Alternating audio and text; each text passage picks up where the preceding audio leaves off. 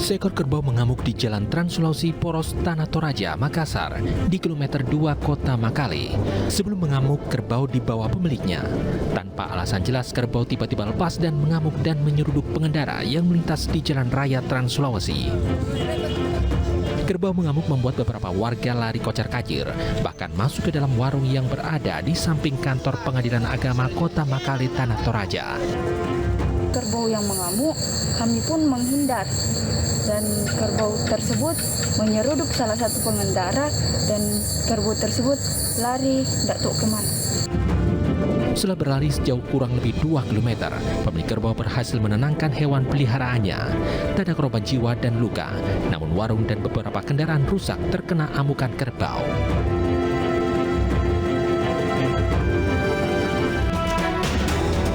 Untuk kesekian kalinya, seorang warga terpaksa ditandu untuk bisa menuju puskesmas terdekat. Itu pun warga terpaksa menandu hingga jarak 18 km.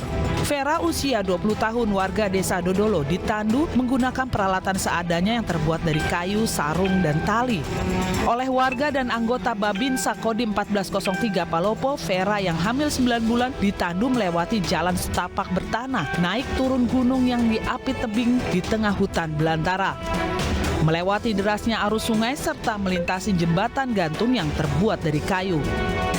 Vera terpaksa ditandu ke puskesmas karena usia kandungannya sudah memasuki masa persalinan dan harus mendapatkan penanganan dari petugas medis akibat kondisi kesehatan kian menurun.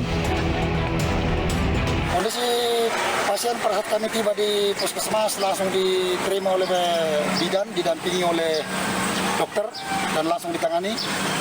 Dan saat ini yang bersangkutan puji Tuhan sudah melahirkan. Kejadian seperti ini bukan pertama kali terjadi. Sudah ada puluhan warga yang ditandu dari desa Dodolo menuju desa Saluku. Warga berharap pemerintah segera memperbaiki akses jalan di wilayah tersebut. Dari Kabupaten Luwu Utara, Sulawesi Selatan, Nasruddin Rubak, iNews melaporkan.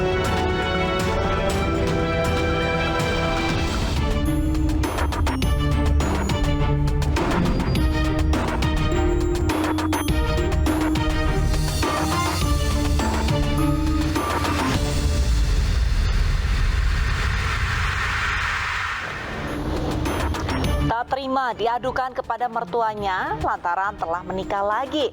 Seorang adik mengamuk, mengancam serta hendak menganiaya kakak iparnya dengan senjata tajam. Beruntung aksinya tak sempat terjadi lantaran mampu dilerai warga. Pemirsa, selain kasus pengancaman tadi, selama 1 jam ke depan Realita juga akan menghadirkan berita-berita kriminal pilihan. Bersama saya, Arlista Hadi.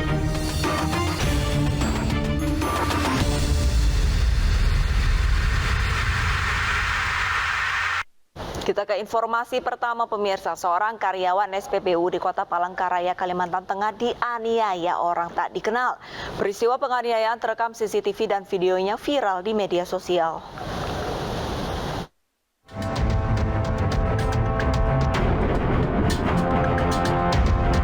Ini rekaman CCTV yang viral di media sosial saat seorang karyawan SPBU di Jalan Giobos, Palangkaraya, Kalimantan Tengah dianiaya orang tak dikenal.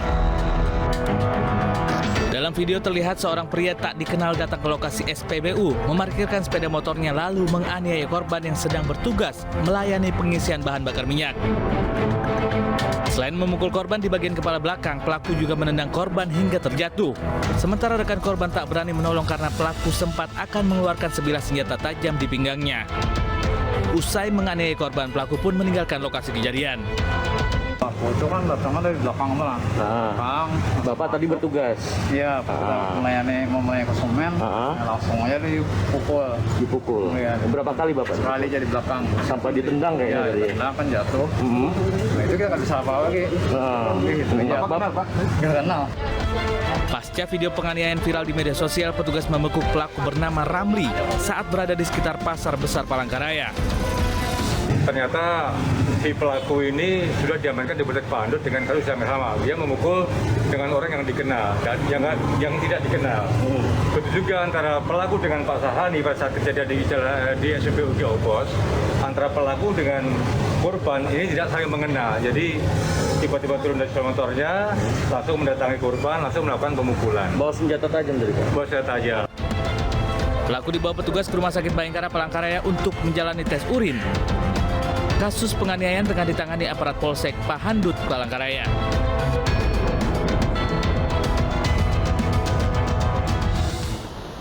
Aksi begal sadis terjadi di Jalan Teratai Medan, Sumatera Utara. Dua pelaku berjalan di tengah jalan sambil memegang senjata dan mengadang pengendara yang melintas. Meski berhasil kabur membawa motor korban, salah seorang pelaku akhirnya ditangkap polisi.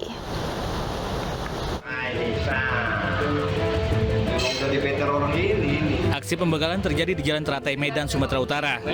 Dua pelaku menunggu calon korban sambil membawa senjata tajam. Naas, dua pemuda yang berboncengan sepeda motor diadang pelaku saat melintas di Jalan Teratai. Korban yang merasa terancam akhirnya menyerahkan sepeda motornya. Dari masyarakat, memang pelaku merupakan orang yang sering atau kerap melakukan tindakan seperti itu. Mereka melakukan pengambilan secara paksa dengan menggunakan pengancaman senjata tajam. Namun akhirnya baru kali ini kita amankan. Ambil tindakan tegas terukur karena pada saat melakukan pengembangan, tersangka juga mencoba untuk melawan petugas dan merebut senjata api petugas. Tidak berselang lama, salah seorang pelaku ditangkap saat berada di warnet Jalan Atariksa Medan. Saat diminta menunjukkan barang bukti senjata tajam, kedua kaki pelaku ditembak. Polsek Medan Baru kini memburu teman pelaku. Polisi mengenakan pasal 365 KUHP dengan ancaman hukuman 12 tahun penjara.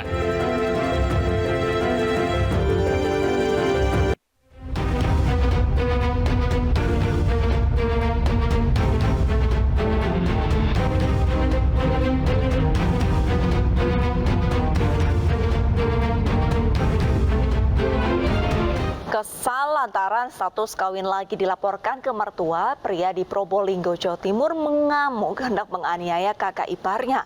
Beruntung aksi penganiayaan tidak sampai terjadi karena dilerai warga.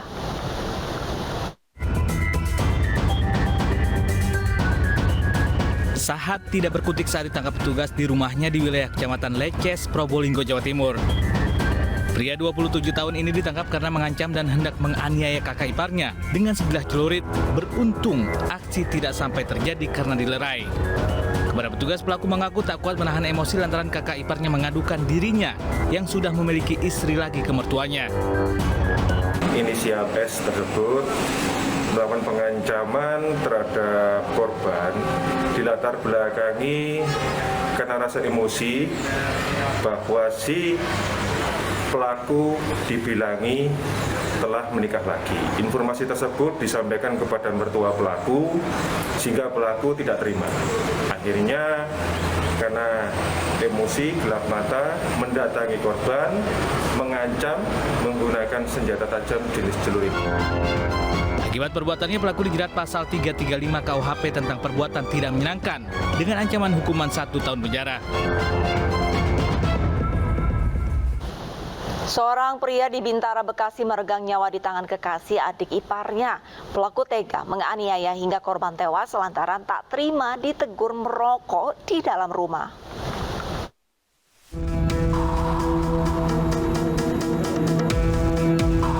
Warga Jalan Gangseng, Bintara, Bekasi dikejutkan dengan peristiwa penganiayaan seorang pria yang bernama Muhammad Yunus. Akibat penganiayaan dengan senjata tajam, korban meregang nyawa dengan sejumlah luka. Ironisnya korban tewas di tangan pacar adik iparnya sendiri, Ainul. Penganiayaan dipicu karena Ainul diduga sakit hati dengan teguran korban lantaran pelaku merokok di dalam rumah. Tanpa disangka-sangka teguran itu membawa petaka. Pelaku datang ke rumah korban lalu menganiaya Yunus dengan senjata tajam. Ya, ngejar-ngejar si korban itu. Sampai ke sini dia kejar lagi. Kita susah nolong ini orang namanya perempuan lagi dia megang celurit. Kita takut udah begini-begini. Malam di sini main. Terus rokok di dalam. Kan ada bayi di kamar. Mungkin ditegur kali sama ini dia si Unus. Jangan rokok di situ ada bayi.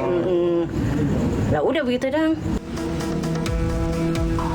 Warga membawa korban ke Rumah Sakit Islam Pondokopi, Jakarta Timur, namun nyawa korban tak tertolong. Sementara pelaku diamankan petugas Reskrim Polres Bekasi Kota. Pelaku dan barang bukti dibawa ke Mapolres Bekasi Kota. Tak ada yang menduga pelaku yang merupakan pacar adik ipar korban tega berbuat tindak kekerasan. Duka menyelimuti keluarga korban Muhammad Yunus. Usai diotopsi, jasad korban dibawa ke rumah duka di Jalan Swakarsa 2, Pondok Kelapa, Duren Sawit, Jakarta Timur. Keluarga, kerabat, dan teman korban menyambut kedatangan jenazah. Korban merupakan kakak ipar pacar pelaku. Pelaku sering bertamu ke rumah korban. Namun saat pelaku merokok di dalam rumah, korban menegur lantaran anaknya berusia 6 bulan sedang sakit. Jadi berdasarkan informasi yang saya dapatkan bahwa pelaku ini ada hubungan pacaran dengan adik ipar dari korban atau adik dari istrinya korban. Kayak gitu. Hubungannya masih pacaran. Korban punya balita usia 6 bulan. Kebetulan informasinya saat itu balita sedang lagi kurang sehat. Jenazah korban dikebumikan di pemakaman keluarga di daerah Pondok Kelapa, Duren Sawit, Jakarta Timur. Kasus ini ditangani petugas kepolisian sektor Bekasi Kota.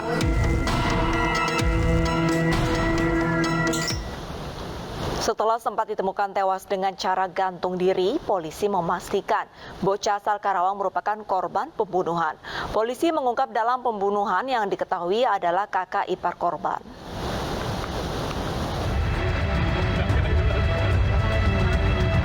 Warga desa Sirnabaya, Kecamatan Teluk Jambe Timur, Kabupaten Karawang, Jawa Barat digegerkan dengan penemuan mayat di bawah jembatan tol. Saat ditemukan warga, kondisi korban dalam keadaan tergantung. Menurut saksi, korban yang diketahui berinisial S kesal dan tidak terima dimarahi oleh kakak kandungnya sendiri. Ceritanya kakaknya bangun pagi-pagi, kita mah kan belum bangun. Dia ladangin bensinnya itu ada yang hutang 1 botol. Diomong sama kakaknya. Jadi gimana ya? Pundung Pak, pundung. Dari hasil olah tempat kejadian perkara, polisi menemukan sejumlah luka lebam di sekujur tubuh korban. Polisi pun mengungkap peran yang ternyata kakak ipar korban. Itu merupakan keluarga sendiri yang merupakan kakak ipar daripada korban.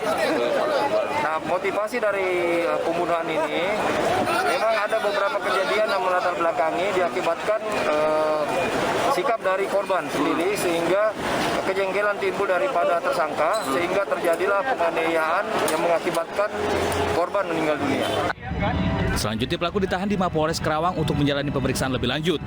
Pelaku dijerat pasal tentang perlindungan anak dengan ancaman hukuman 15 tahun penjara.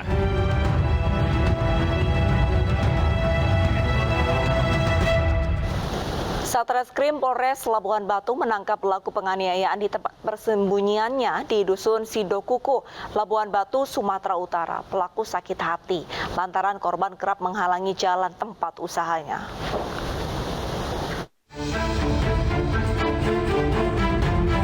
Satreskrim Polres Labuhan Batu, Sumatera Utara menangkap Zainal Abidin, 39 tahun, pelaku penganiayaan terhadap tetangganya sendiri. Selain pelaku, polisi juga menyita barang bukti sebilah parang panjang yang digunakan saat aksi. Di hadapan petugas, pelaku mengaku nekat menganiaya dikarenakan sakit hati terhadap korban yang seringkali menghalangi jalan tempat usahanya. Korban sempat ditegur dan dilarang pelaku agar tidak mangkal di simpang jalan masuk usahanya dengan meminta-minta uang kepada supir, namun korban malah melawan. Pelaku yang hilaf lalu menganiaya tangan korban hingga putus serta bagian lutut dan lengan kanan terluka. Atas perbuatannya pelaku dijerat tindakan pidana penganiayaan berat dengan ancaman hukuman maksimal 15 tahun penjara.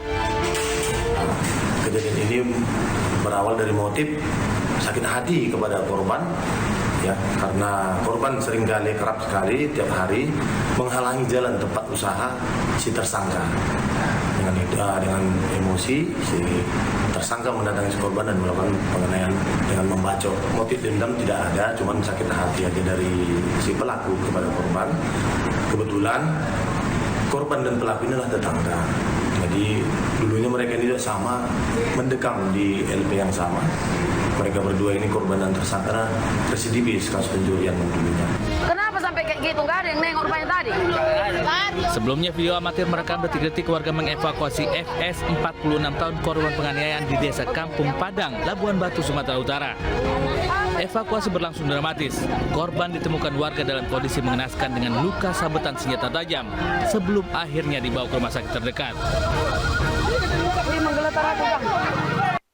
Polisi menangkap 3 pemuda yang menganiaya pasangan kekasih di jalan raya. Ketiganya menganiaya korban karena terpengaruh minuman keras. Aduh, di mobil raga, weh. Aduh. Nanti kena kucing.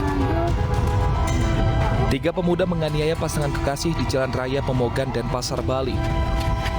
Kejadian bermula saat salah satu pelaku diduga menggoda korban. Namun saat korban berhenti di lampu merah, salah satu pelaku turun dari mobil dan menganiaya korban. 2 pelaku lain pun mengikuti. Ketiga pelaku pun ditangkap polisi. Dari hasil pemeriksaan Polsek dan Pasar Barat, ketiga pelaku melakukan aksi tak terpuji karena pengaruh minuman keras. Untuk motif, jadi mereka spontan. Kejadian ini spontan, di mana para pelaku dalam pengaruh minuman beralkohol. Jadi tidak ada motif pribadi antara pelaku dengan korban, itu tidak pernah kenal sebelumnya, tidak pernah bertemu sebelumnya, tidak pernah ada permasalahan sebelumnya. Ketiga pelaku terancam pidana hingga 5 tahun penjara sesuai pasal 170 KUHP tentang penganiayaan.